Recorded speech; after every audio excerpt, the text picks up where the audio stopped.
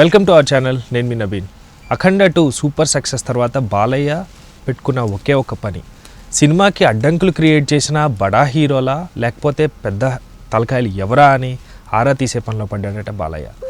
ఇంత అఘాయిత్యానికి పాల్పడ్డ ఎవరిని కూడా వదిలిపెట్టారంటున్నారు బాలయ్య. ఆల్రెడీ వర్క్ స్టార్ట్ చేసినట్టుగా తెలుస్తుంది. ఆ డేటా ఏంటి, దానికి సంబంధించిన వివరాలు మనతో మాట్లాడడానికి సీనియర్ అనలిస్ట్ హేమసుందర్ గారు ఉన్నారు. సార్తో మాట్లాడదాం. నమస్తే అండి. నమస్తే. సో అఖండ 2 సక్సెస్నే టార్గెట్గా పెట్టుకున్న బాలయ్య గారు అప్పుడు ఏం మాట్లాడలేదు, చాలా సైలెంట్గా ఉన్నారు. ఎవరు ఎంత రెచ్చగొట్టినా కూడా చాలా సైలెంట్గా, సంయమనంగా, సహనంగా చూశారు. ఇప్పుడు రీసెంట్గా వస్తున్న వార్తలు ఏంటంటే, ఎవరు చాప కింద నీరులాగా సినిమాని అడ్డంగా పెట్టుకొని రాజకీయం చేయాలనుకున్నారు, పాలిటిక్స్ నడపాలనుకున్నారు, సినిమా ఆపే దిశగా ఇప్పుడు వాళ్ళు పని పట్టేటట్టుగా బాలకృష్ణ గారు ఆల్రెడీ రంగంలో దిగినట్టుగా తెలుస్తుంది. ఏంటంటే విషయాలు అంటే తెర మీదకి ఫైనాన్షియల్ ఇష్యూ వచ్చింది, కానీ జనరల్గా తెర వెనుక అది రాజకీయ శక్తులు కొన్ని ఉన్నాయని ఒకటి, సినిమా శక్తులు కొన్ని ఉన్నాయని ఒకటి, అది మొదటి నుంచి ప్రచారంలో ఉంది.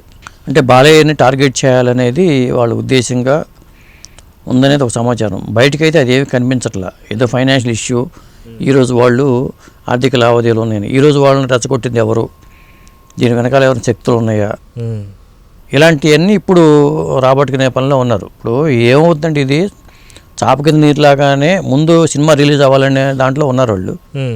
సినిమాకి విధంగా చెప్పాలంటే ఇప్పుడు మళ్ళీ కలెక్షన్స్ పరంగా సినిమా పుంజుకుంది. వాడు ఎంత ఇది అనుకుని అవతార్ని అందరూ Avatar flop out, water flop అవుతుంది. మొత్తం హాలీవుడ్లో కూడా థియేటర్లు ఖాళీలంట. దాంతో అఖండ తప్పితే ఇంకొక మార్గం లేదు సినిమాల పరంగా చూసుకుంటే. దురంధర్ సినిమా ఉన్నా కానీ హిందీ సినిమా అయిపోయింది. అది అఖండ కలెక్షన్స్ పెరగడానికి, శనివారం నుంచి పెరగడానికి కారణం కూడా కొంత అవతార్ ఎఫెక్ట్ అనేది అఖండ పడింది, పాజిటివ్గా మారింది. దాంతో వీళ్ళు కాస్త ఊపిరి పీల్చుకున్నారు. అది ఇప్పుడు మళ్ళీ గోపించిన సినిమాలోకి ఆయన వెళ్ళాలి. ఈ వెళ్ళే లోపే అసలు దీని వెనకాల రకరకాల వార్తలు వస్తున్నాయి బయట సోషల్ మీడియాలో. పలానా వాళ్ళు ఉన్నారు దీని వెనకాల అనేది. అప్పుడు చాలా కూల్గా కనిపించారండి, ఎవరిని కూడా ఒక్క మాట అనలేదు. ఆయన అంత టెన్షన్లో ఉండి కూడా ఎవరిని అనలేదు.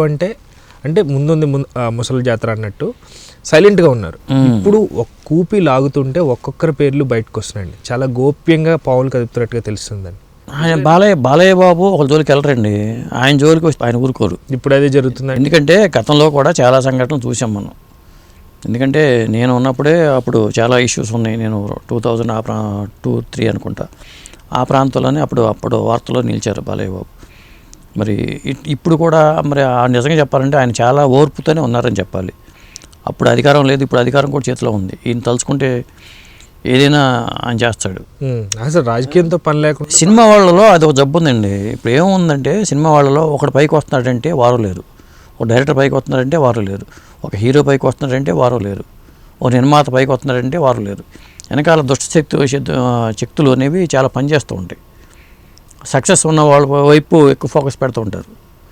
మనకు సక్సెస్ తెచ్చుకోవాలనే తాపత్రయం ఉంటే బెటరు. మనం సక్సెస్తో మనం ముందుకు వెళ్ళాలని ఆలోచించరు వాళ్ళు. ఎదుటివాడు పోవాలి, ఎదుటివాడు వెనకబడాలి అనే ఒక దుర్గుణం అయితే ఇండస్ట్రీలో ఎక్కువగా ఉంటుంది. మనకన్నా సమానంగా ఉండేటువంటి లాగే యంగ్ హీరోలు ఎదుగుతున్నారు అనుకోండి, యంగ్ హీరోలు ఎదుగుతుంటే తొక్కాలనే ఆలోచన కూడా ఉంటుంది. అది సాధారణంగా చాలా బాలీవుడ్లోనూ ఉంది, ఇక్కడ ఉంది, అన్ని రంగాల్లో ఉంది. కొత్త హీరోలు వస్తూ ఉంటారు. వాళ్ళు ఎదుగుతున్నే కూడా వాళ్ళ మీద టార్గెట్ పెడతారు. ఏదో విధంగా వాడి బలహీనతలు ఏంటి, వాడిని ఎక్కడ ఇరికించాలి, పేరు వచ్చేస్తుంది కదండి. అదే ఇలాంటివన్నీ ఇండస్ట్రీలో ఎక్కువ. అది మరి ఒక విధంగా చెప్పాలంటే అంత బ్యాక్గ్రౌండ్ ఉండి, ఆయన ఒక ఎమ్మెల్యేగా ఉండి, తెలుగుదేశం పార్టీ వ్యవస్థాపకుడి కొడుకై ఉండి, ఇంత బ్యాక్గ్రౌండ్ ఉంది కదా. ఇంత బ్యాక్గ్రౌండ్ ఉన్న వాళ్ళ మీదకి ఈరోజు వాడు అంత తెలివి ఎట్ట వస్తాడు అసలు? పొలిటికల్ రియల్ హీరో ఇటు చూసినా మరి వాళ్ళు అంత ఇది బ్యాక్గ్రౌండ్ ఉన్న సినిమా ఆపాలని ఎంత ధైర్యం కావాలి చెప్పాలంటే.